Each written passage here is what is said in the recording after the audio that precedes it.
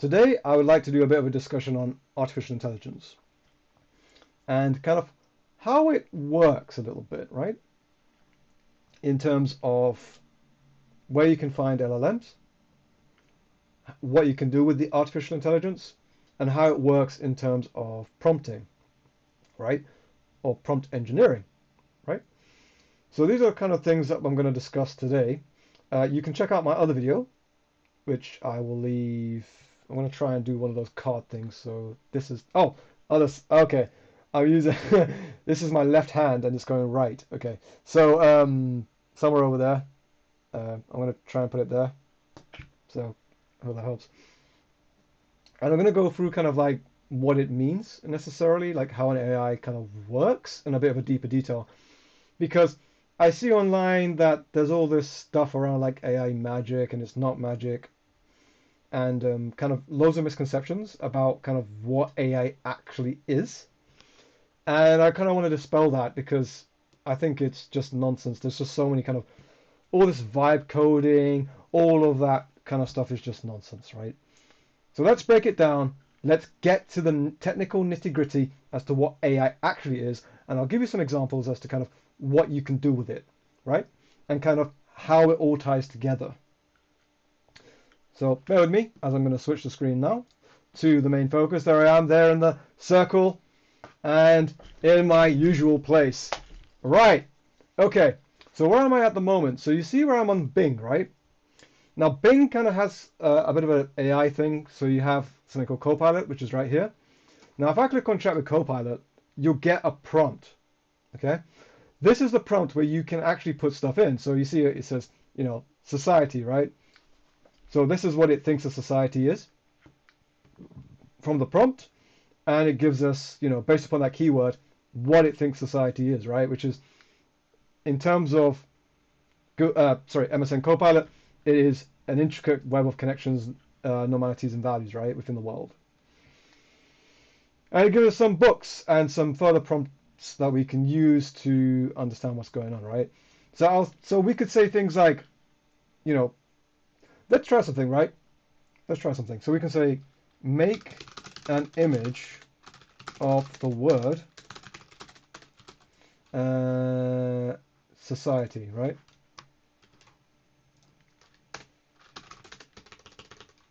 Like that, right? Now I have to sign in order to do this, so I'm going to go back to my face as I do that. And if you're wondering what the URL is, that's the URL. Go back to my face on CircleCam. All right, this shouldn't necessarily be a view, but I'll go back to the main view. By which I mean the main camera view. I'll call it the main camera view. But anyway, so I'm going to sign in now. And it's going to give me a couple of seconds because I need to get my phone as well. Oh, no. Okay, cool, we're in. Let's go back to the main. There we go. Okay, cool. So let's say make an image of society. And it's going to do exactly that. Right? And I'm wondering what it's going to create. So it says starting the masterpiece. Okay, this is interesting, right? So what's going on under the hood here? So under the hood, right, what's going on is that MSN, I believe, has something called DALL-E 3. So, here we go. And something called DALL-E 3. So what it's doing is it's like based upon the wording which I've given it, it's going to create the image, right? It's going to take a bit of time, about a minute or two. But essentially, these are some of the things that we can do with AI, right? That would normally have taken an artist some time to create, but we can do it with AI to make it a bit quicker. So in terms of productivity, this is the sort of thing we can do. Now, in terms of what's being created, this is actually quite good because I can see that it's quite accurate in terms of what's being built. We can see that there's lots of people coming in, and it talked about that prompt before about what society was, right? Which was talking about those normality of values, right? And we can see here that we have, people of different ages doing different things, that sort of thing, right? Now, normally with AI, it doesn't come out as good as this. Normally, you get a bit of artifacting, a third leg you might see, or you might see something odd within the picture, right? But what we can do is we can click on this, or more precisely download it and see what it's come up with, right? So let's see society, let's open it up.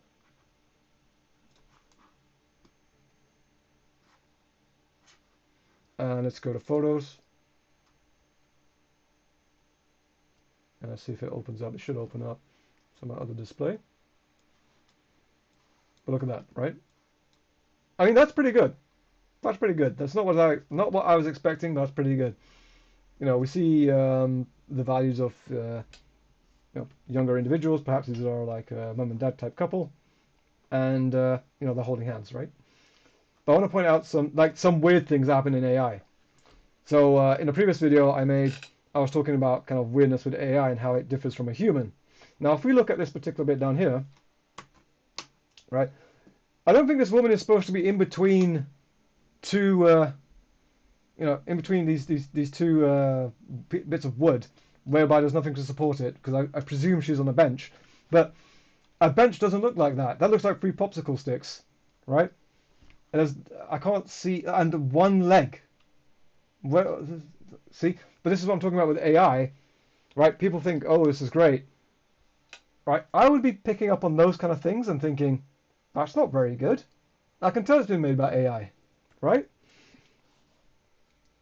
So, I mean, it's better than what it would have been in the past, right? But still, it's pretty good. It's pretty good. We'll give it that. And like this man over here is missing an eye. This one is also missing an eye.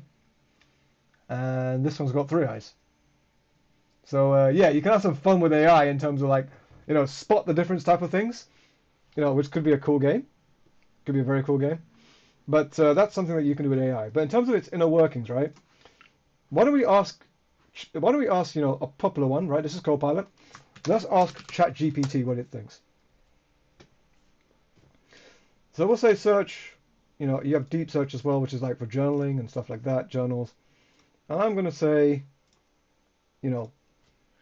let's see, what is AI, right? Let's see what it says.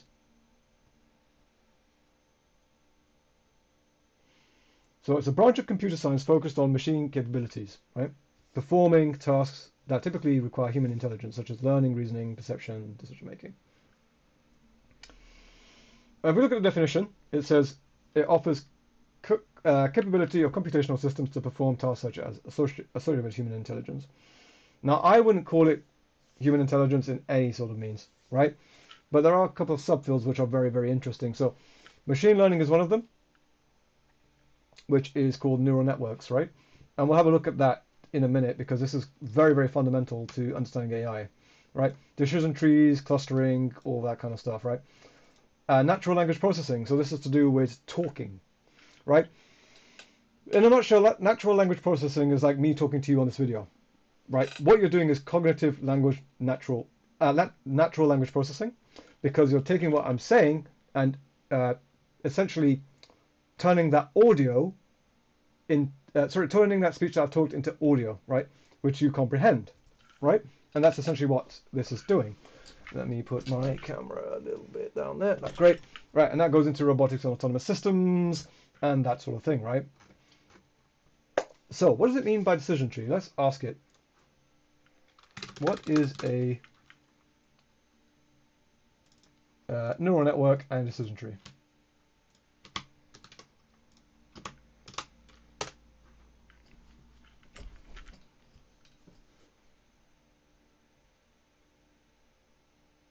All right, this is what it thinks up with saying. That's the thinking. So artificial neural networks, right, which are artificial neurons, right? So you think about having a brain, right? The way AI works is like having a brain. You have something called an artificial neuron, artificial neural net. And if you have a neuron, right, with like in a brain, these neurons form something called connectomes over time, right? Which is a series of brain tissue.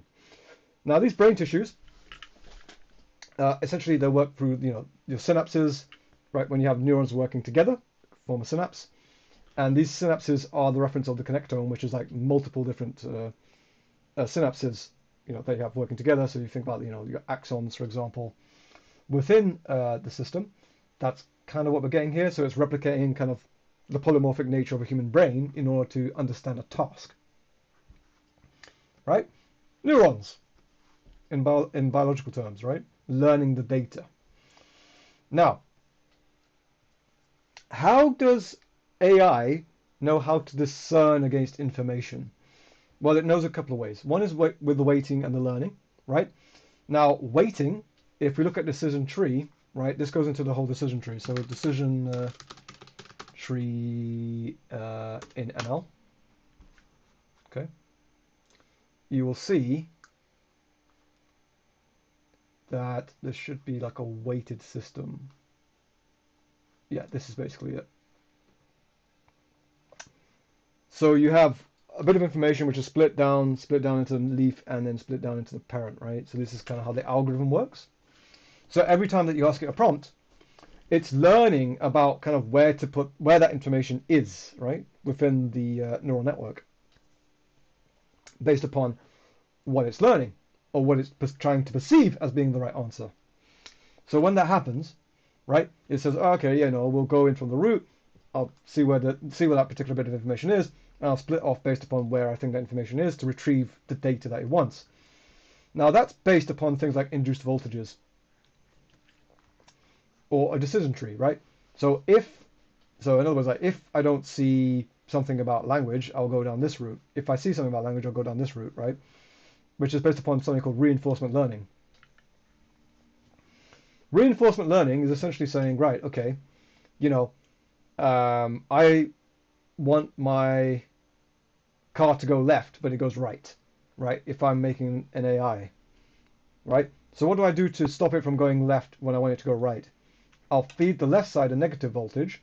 I will feed the right side a positive voltage, right? To indicate that I want the car to go to the right.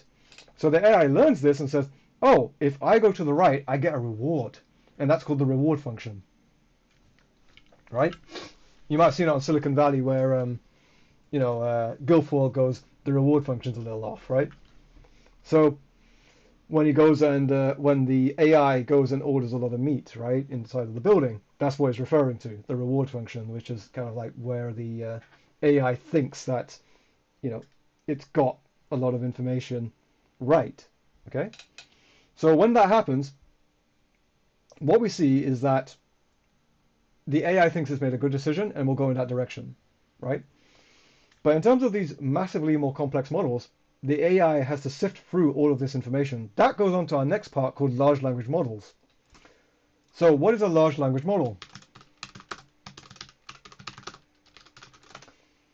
So a large language model, right, is essentially, I like to think of it as a massive database, right? And it's where the AI utilizes its neural networks in order to learn about what's in that data.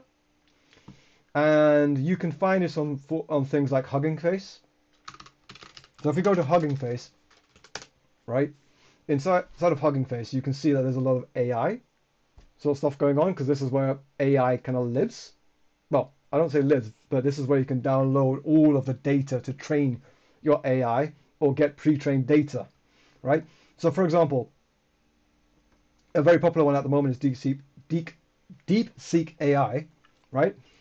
And this is the model which is used via DeepSeek to run the AI model, right? This is called the AI model. Within there, this is what the model has. So when it says 7 billion parameters, if you go back to that decision tree, that's 7 billion permutations of a particular answer, right? 7 billion permutations, right? And you have, adaptations, quantization. So quantization is just essentially stripping down of the model, so that way it runs in a smaller frame. So you might have 3 billion parameters, 4 billion parameters. You can use quantization methods in order for that to work, and then fine tunes are just adjustments to just, make it work a bit better. I'm not sure what an adapter is at this point in time, but we'll find out later on. And you can see that when we ask DeepSeek a particular question, there's a particular type of output. And the accuracy is what these tests are defining, right? So like, 89% accurate in terms of passing particular, benchmark questions. This is called the benchmark. So if you think about, when you run an FPS game, if you're running a first-person shooter game, that's the benchmark that we present, right? You know, certain frames per second are what's going to be the benchmark as to us buying a graphics card, right? Similar sort of thing in AI. We just run it against a certain number of prompts and parameters in order to get the answer that we're looking for. And if we get the right answer, that's considered a pass. Okay, cool. So again, we talked about reinforcement learning, whereby, you know, it's used 89% of the thing, and then we have something called a data set. So the data set is just the information, right? So if we look at that data set, let's have a look at that data set. It's in zip file format, and we can download the file. Let's have a look at that data, because even I'm curious about that. Let's have a look.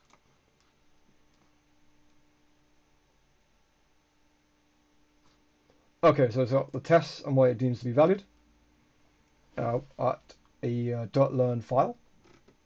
So these are all the tests that it's running against in order to validate whether or not, you know, they are correct. So these are all the tests, and if those pass, it goes valid, and there we go, right? That's what we're doing, which is awesome, awesome stuff. We can actually download these particular models, right? The 671 billion parameter model we can download, or we could train it, right? So if we use that model, we have something called the transformers, and then we have the VLLM. Okay, and we'll get into transformers a bit later on. But for now, right, we can use something like AWS SageMaker, or we can use the AutoTrain, right? These are the platforms that we can use in order to use the AI models themselves, which is top notch. But if we wanted to use this particular model ourselves, we would need to download it, and downloading it, right, we can use here, I think it's files and versions. Yeah, here we go. Here you go. There should be like a massive file somewhere here. So we got 4 gigs, 4 gigs, 4 gigs, safer tones. Okay, cool. So we've got 4 gigs, but there should be like a massive model somewhere that you can use. Oh, here we go. DeepSeek model. So here's the model Hugging Face. And we should be able to use this model. We can use the transformers. Okay, this is how we use the transformers. So for those of you who are into Python, all this is saying at a very high level is that, you know, this is the agent based upon the model, and you get your context based upon it, right? So your agent kind of works via the transformers, I believe. I need to double check that. But in here it just says, okay, what's the role of the user, what's the content, who are you, right? This is the message that we send, and that message is being sent to the model to understand, you know, what to write out, essentially, just like an agent would.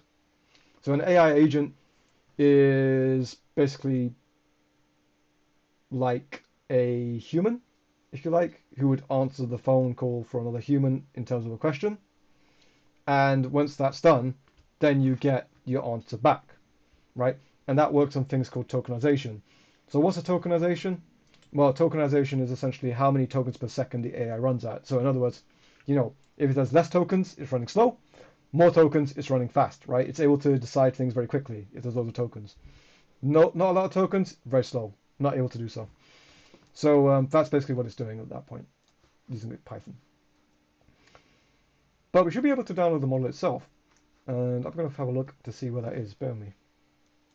Okay, so going on to Hugging Face, one of the interesting things is that we can actually use the AI as well. So these are all the kind of, what I found is that the safe tensors are all the different layers which are made for the model to understand the precision. So this is like the weighting of how positive or negative something is that it thinks about, essentially.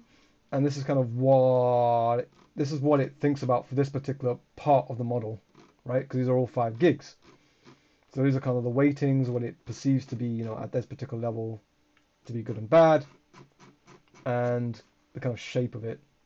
I'm not sure what they mean by shape, but it's, oh, okay, so it's like a part of the model itself. Okay, so the entire thing forms the entire model. That's very interesting. Cool. In terms of using it, it looks like there's only one way to use it, which is LFS. So normally you can have one particular way of using it, but in terms of deployment, it doesn't have things like Olama, for example, like where you can deploy it because you can't use the model that way. But you can use something called VLLM. So VLLM is something that you can put into. All right, okay, this is just an API call, and then essentially you can use that model, use this as a key value pair, essentially, and then say, right, okay, what do you want this to do? Okay, what is the capital of France, right? Because you can use that model. So you could run this in a Docker image, and then you'd run this via something like Olama, but in this case it says it's, yeah, there we go, Open API in there, right? But Olama you would use as your GUI.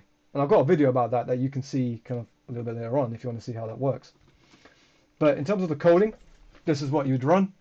You run that inside of your Docker container and then write your JSON model as to what you want if you were to run this locally. Now, be forewarned, this is a 671 billion parameter model. This isn't going to work on like, your normal i5s, your i7s. It just isn't designed that way. But in terms of the code itself, you will need an API token, the Hugging Face token to run this model. And then once you have that, then you can run your prompt against it, assuming you have enough power, right? Now, I wouldn't recommend using this particular one because it's big. But you can go to DeepSeek AI, right, back in Hugging Face. And the interesting thing here is, right, if you go back to DeepSeek AI, and let's see if we can find that model again, because there should be like a smaller model somewhere. If you go back to the model card, yeah, here we go.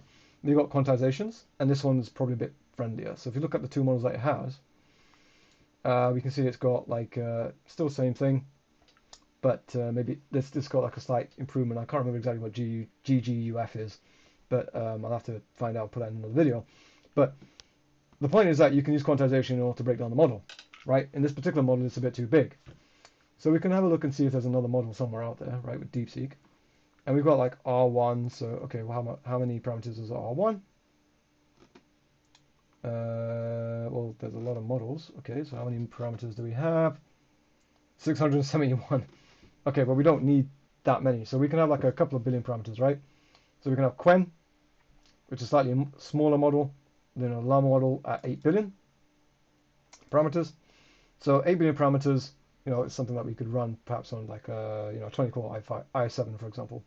But if we we've got very, very low level of machinery, we're not going to be able to have access to every single part of the model, right? So what does that mean when you have 1.5 billion parameters? It means that when you run the model using that Docker command that we just saw, right, and using the Python scripts, what's going to end up happening is that it's not going to be very precise in terms of what it gives you because there's only so much information that it knows. So if we look at that particular base model, right, we can say, it supports English and Chinese math problems, right, in this case for this particular 1.5 billion model, and it's designed for mathematics, right? This is kind of this part of the model is designed for mathematical use, right? And here's how it's done, right? You can see that we have the model itself, and we can see that, it uses math, tries to get the application of the math, runs some training data on it, finds out what it is, and then gives it back to you, right? That's basically what it's doing. Now, in order to run these particular models, I'd say use a GPU, don't use a CPU, because GPU is going to be much more quicker, and CPU is going to be very, very slow. So, yeah, that's what I would say. And okay, these are just citations as to kind of who's built it, whose work it's based on, that kind of thing. All right, so that's basically a little bit about AI there. So if you want to learn a bit more about AI, there's a couple of things, right, that I want to go back in history for. And one of the people of AI is, perhaps as you know, is Alan Turing. Alan Turing, just to explain a bit of history, was a brilliant mathematician in London. He was a Cambridge graduate, and he was one of the most elite mathematicians in terms of breaking codes. Essentially, he was a code breaker. Now, when Alan Turing was in the army, right? He was inducted into the army as one of the leading mathematicians to break the code called the Enigma. His research essentially is what birthed AI, right? So Alan Turing algorithm, right? Alan Turing's algorithm and his knowledge essentially is what fostered the Alan Turing test, right? Some of you may know this as the Turing test. Now, the Turing test essentially is what governs what the sentience of an AI, right? If the AI is indistinguishable from a human, that's what is known as the Turing test, right? In other words, the human is unable to distinguish as to whether or not it is talking to an AI or to a human, right? And the work that Alan Turing did was significant in that particular aspect. Moving on a few more years, in fact a lot more years, there's a guy called McCarthy, and McCarthy AI, right? This particular gentleman, computer scientist, whereby he talks around things like, how you get different sensory inputs from things like your eyes, your ears, getting that sort of thing, like even through speech, and how to essentially take all that input and create what we know as artificial intelligence, essentially. So that was his whole idea there, right? In terms of taking all that information and saying, right, okay, this is what it is. In fact, let's look at some information as to kind of what other contributions he has made. In terms of AI, so we talk about the EDVAC, the John von Neumann architecture, essentially, from Princeton. So it's quite a pioneering architecture. Sorry, exactly, it is the von Neumann architecture. And he talks about AI there from a conference, doing some stuff with DARPA, and doing some stuff around AI research, right? So pretty cool. But the most significant contribution that AI has done has actually been quite a long time ago against the chess player called, I think his name was called Gorbachev, where IBM created a computer which I think was called IBM Big Blue, I think it was called. Was it called Big Blue? Yeah, IBM Big Blue chess, that's it. Yeah. Now, this particular computer was, Kasparov, that was it, yeah. Yeah, so initially, this computer was designed back in the early 90s as a way of using artificial intelligence to win a chess match, right? So essentially what happened here was they set up a electronic game with Kasparov and basically said, would you like to play chess? So he was kind of one of the chess champions at the time, and he agreed, went in, and it's a historic event because this was the time when it was like, okay, man versus machine. Can man still go up against a machine intelligence? In this particular pursuit, they found that, Deep Blue obviously won, and this was going on to fuel artificial intelligence, essentially, because now, they proved that the early versions of the algorithms, the early version of the computational code worked, right? So having done and said all that, now comes the interesting part, right? The interesting part now is going on to NVIDIA, right? NVIDIA research. Now, why is NVIDIA significant? Well, NVIDIA created something called the NVIDIA Toolkit, known as CUDA, or Compute Unified Device Architecture. What does this have to do with AI? Well, have a look down here, and maybe you recognize some of these tools, right? PyTorch, TensorFlow, OpenCV. These are some of the earliest applications that utilized artificial intelligence, right? OpenCV, Open Computer Vision, right? Before the advent of CUDA, a lot of people were using that particular program in order to understand how to work with computer vision models.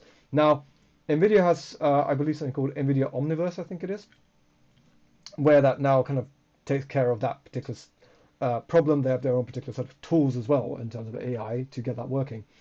But CUDA is very, very important because this is the library which underneath the AI, right, utilizes GPUs in order to do something called parallel distributional programming. Let me rephrase that. It uses GPUs under the hood. It uses CUDA under the hood as the toolkit to run the AI, right? Because this allows you to use the tensor processors on the GPU to speed up the computation. Because if it didn't, you'd be sitting there for a very long time trying to figure out, why is my model not responding the way I'd like it to respond, right? Because it has no power. So this is what gives it the power, because you have this SDK, in other words, this library, to build the system. Yeah. So that's why it's very, very significant. And then, of course, as you know, or perhaps don't know, NVIDIA has then since dominated the space of AI with its GPUs to run the models. So what you will see in the data center are these H100 kind of machines, or GPUs, right, which is situated on a server, right? And this is the sort of thing that now runs a lot of AI models.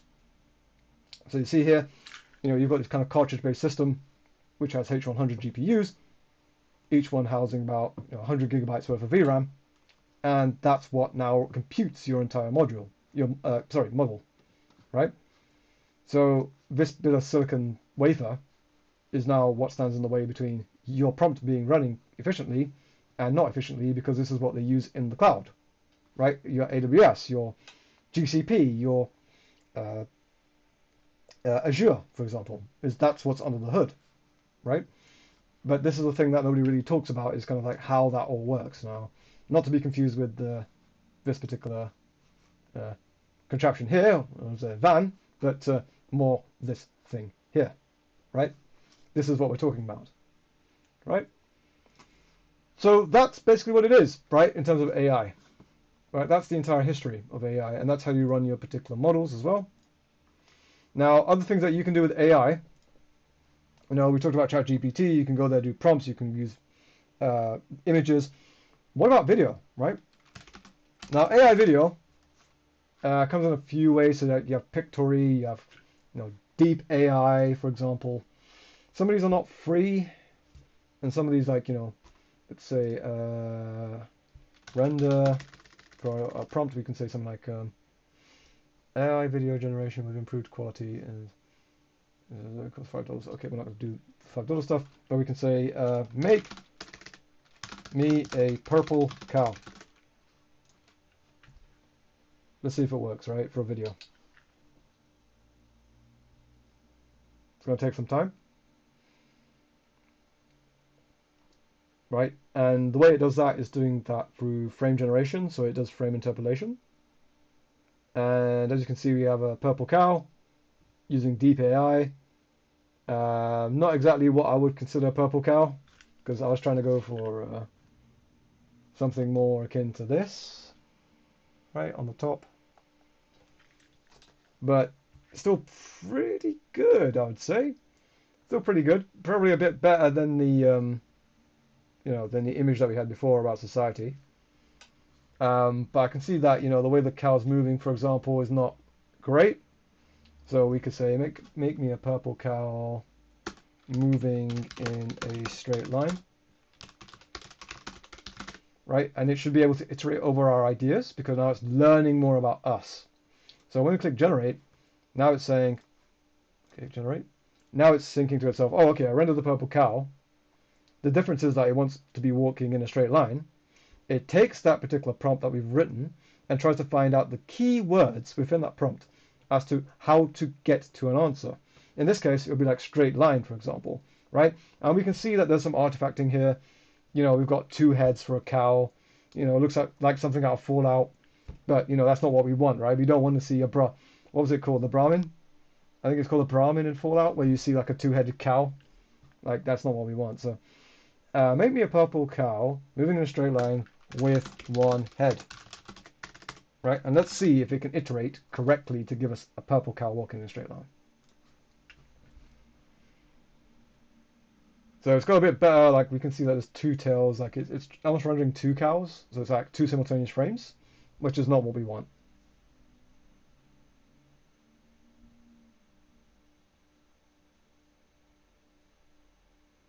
Okay, so it's it's made three cows.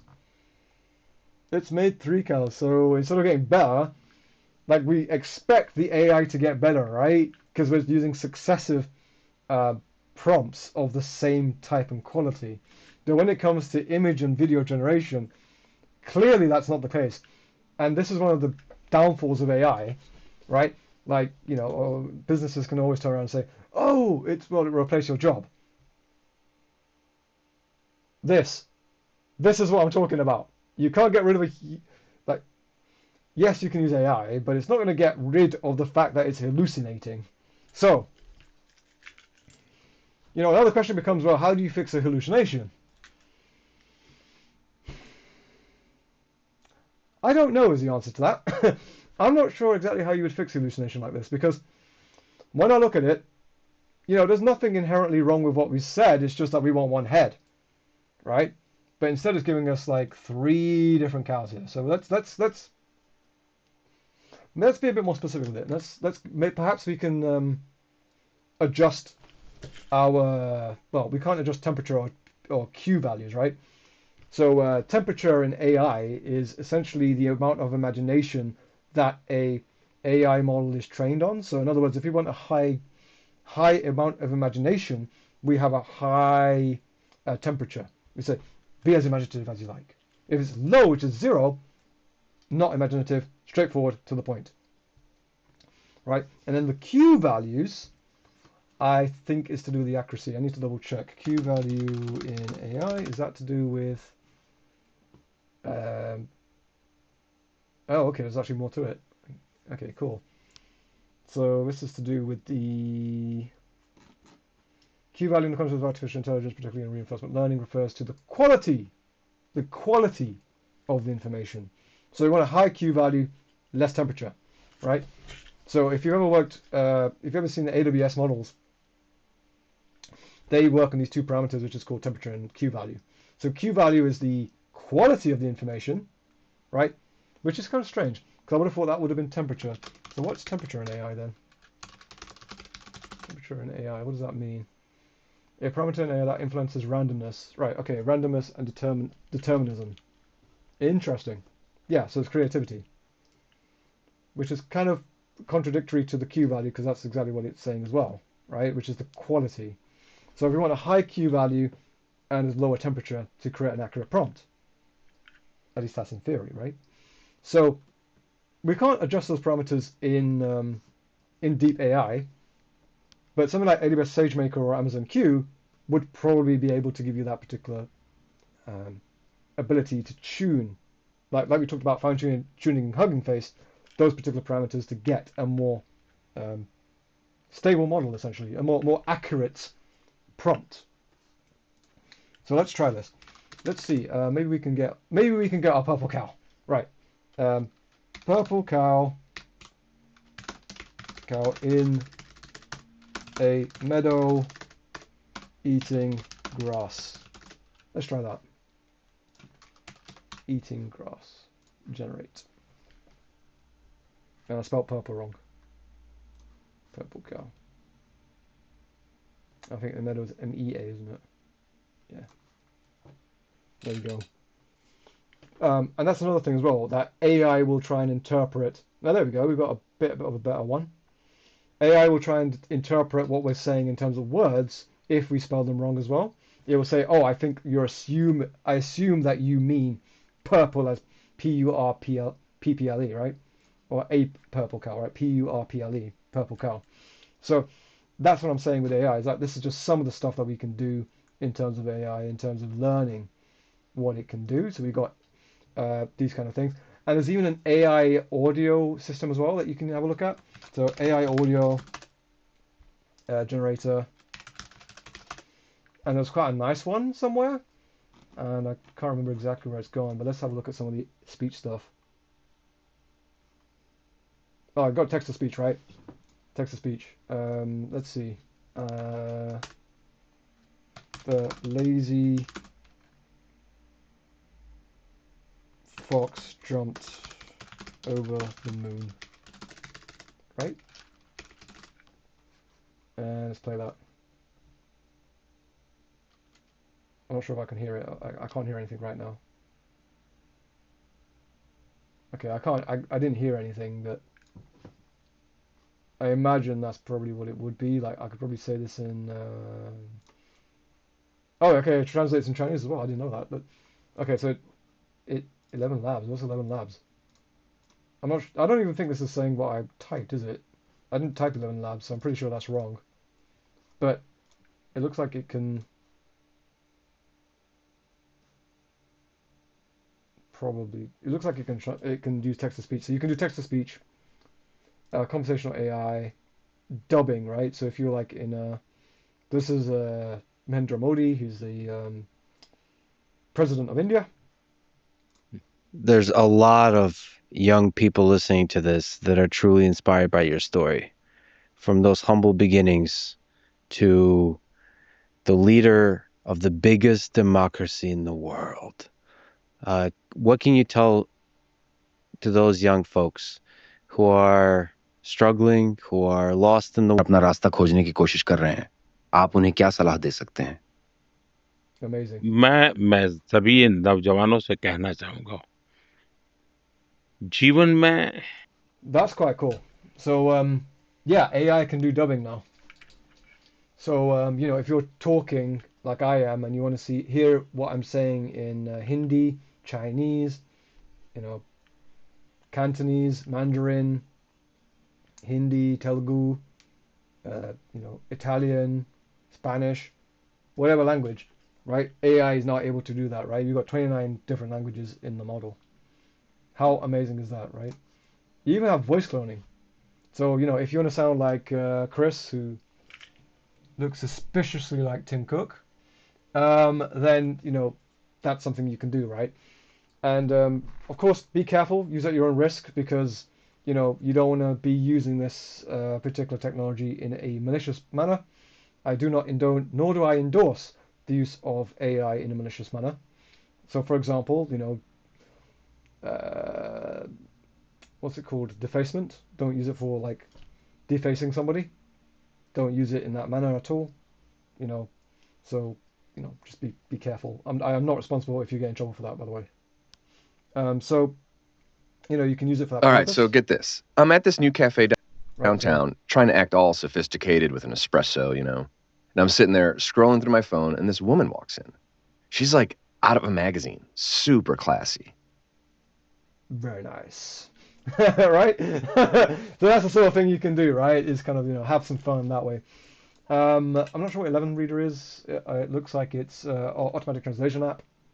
So really cool stuff, right? From 11 Labs. So that's the sort of thing that you can do with AI nowadays. Is like you can do so many different things into like dubbing, cloning, textual speech, that kind of thing. You know, and it's being used by kind of these agencies. So we kind of talk. So in one of my other videos, I talked about kind of ethics around AI. But this is kind of one of the things that they're using it for nowadays is customer service, that kind of thing, right? So that's kind of a little bit around AI. I'm just trying to think what else you can do. Like, okay, we talked about speech, that kind of thing, audio, video, text, iterations. So I think we talked a little about iterations as well. Like you can iterate over the prompt again and again. So it works very, very well in coding. So like there's different kind of coding AIs out there, which are being used. So Copilot, for example, I know is being used in order to do that. Like Claude, for example, is being used for that particular purpose, whereby you can use that for coding and stuff like that. And a lot of the time in software engineering, I think that's probably why you getting jobs in software engineering is becoming harder because you've got large language models that you're competing against, right? So yeah, I mean that's a little bit about AI and what you can do with it. We looked a bit about the Python code. I think in the next session we're going to be looking a bit more about kind of the deployment around AI models. So more using the Python code to see if we can actually render some of these models in the text, right? Because that's going to be quite an interesting one. So stick around for that, and I'll catch you in the next one. Appreciate it.